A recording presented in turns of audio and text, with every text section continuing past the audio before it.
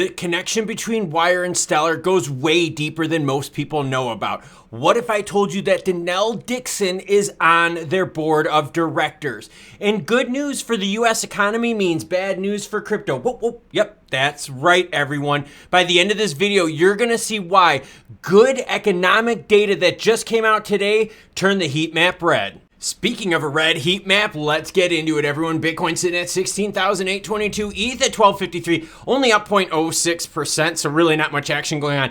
TRX, I talked about it in an earlier video, why TRX is having problems. I'll have that linked at the end. Now onto why good economic data means bad news for the crypto market. Non-farm payrolls rose 223,000 in December as strong job market tops expectations. US stocks drop after new jobs data boost outlook for a more aggressive Fed. A lot of you out there are wondering, hey, why is good economic data bad for the crypto and stock markets? Remember those Fed rate hikes we've been following on this channel? That means those rate hikes are not working as planned to curb the demand side of the equation. That's right, everyone. If jobs reports are good, that means that the Fed's actions aren't strong enough to quell the supply of money through the demand side of the equation that goes into the market. So in this situation, good economic data, here we're talking about more jobs than what was expected, means that there's going to be more pressure on the Fed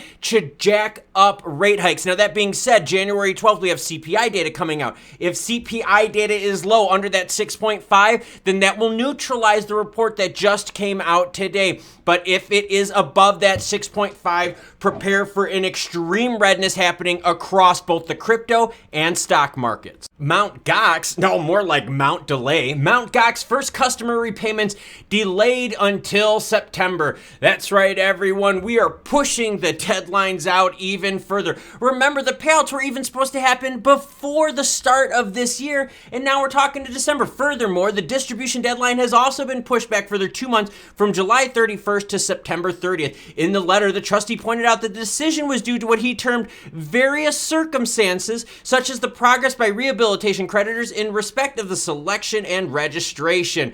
Well, everyone, in particular, Mt. Gox creditor registration deadline has been extended from January 10th to March 10th after obtaining permission from the court. And remember, the lawyers always win. So as these delays happen, guess who gets paid more?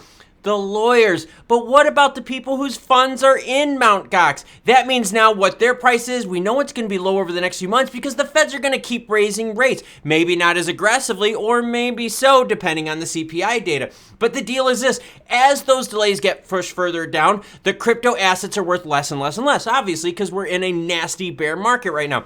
But the lawyers always win because the more delays there are, the more lawyers can recoup fees. Oh, very shady. Oh, crypto bank Juno tells customers to self-custody or sell amid custodian wires turmoil. That came from Juno. Listen to this, everyone. We're going to talk about how deeply connected Stellar and Wyre is. It's shocking stuff here. All right, let's get into a few things. First of all, Denelle Dixon, yes, is on Wyre's board of directors. This is how closely tied the two companies are when they're sharing extremely important people. Because remember, Denelle Dixon is the CEO of Stellar Development Foundation. So she's also on their board of directors. What else do we have? Stellar Development Foundation invests $5 million in Wyre. Integration will enable Wyre's world-class payment APIs to support financial applications to the Stellar ecosystem. So if you have Juno out there telling people, hey, look, sell your stuff, get out because we don't know what's going to happen with Wyre, we have to start assuming that some of these problems may affect Stellar's programs. Building on Stellar. Why are they building on Stellar? This is a whole article of why Wyre chose Stellar. Like I said, they are very heavily integrated. What else do I got? Moneygram and Stellar integrate Wyre with crypto to cash conversion services. Again, this goes back to the Juno situation where they're saying, hey, look, Wyre is a partner of ours. We're not sure what's going to happen to them. Sell your crypto. We'll raise rates of what we're allowed to sell. And that way we could protect our customers because of the Wyre fallout.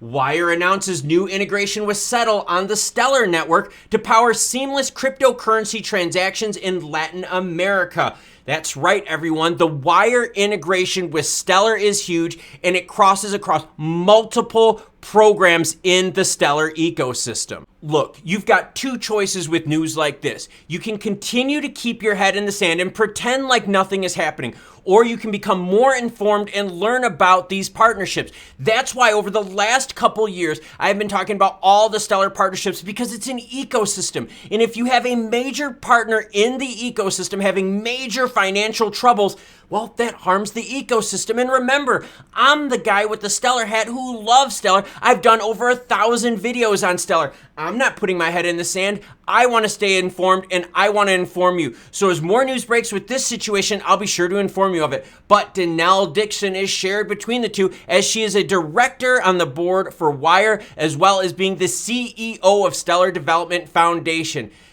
Everyone, this is a bigger situation than most people think. That leads me to believe that this is the main reason why Stellar has been so quiet as of late, especially on their Twitter sphere. Now, in terms of the Mt. Gox thing, overpromise and underdeliver, deadlines, blah, blah, blah, blah. Look, they're going to just keep pushing this out. The worst part about it is the lawyers always win, and the people whose funds are locked up with the whole Mt. Gox situation, well, their funds are worth less and less and less.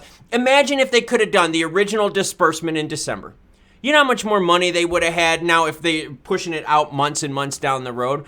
Again, the people that own crypto are losing, the lawyers are winning. And yes, good economic news means bad things for the stock and the crypto markets, as non-farm payroll comes out beating expectations, meaning that the Fed's aggressive rate hikes are not shutting down the demand side of the equation right now. And remember, that's all the Fed can do is raise rates at this point in order to stop the buying, right? You know how everything is super expensive, right? Like your eggs, your milk, and all that kind of stuff. Well, if jobs are healthy, people have money to spend on that kind of stuff, which means these companies can keep charging more, which means inflation has the risk of going back up. Now, CPI data is going to be the big thing that affects all of crypto. I did a special video regarding CPI data and how damning it is on the price of XLM and XRP directly. That's this video right here. The other video I talked about earlier, that's this one right here. Check out both of them so you can become more informed and not keep your head in the sand and believe that everything is gonna be okay, because you know what? Sometimes it's not.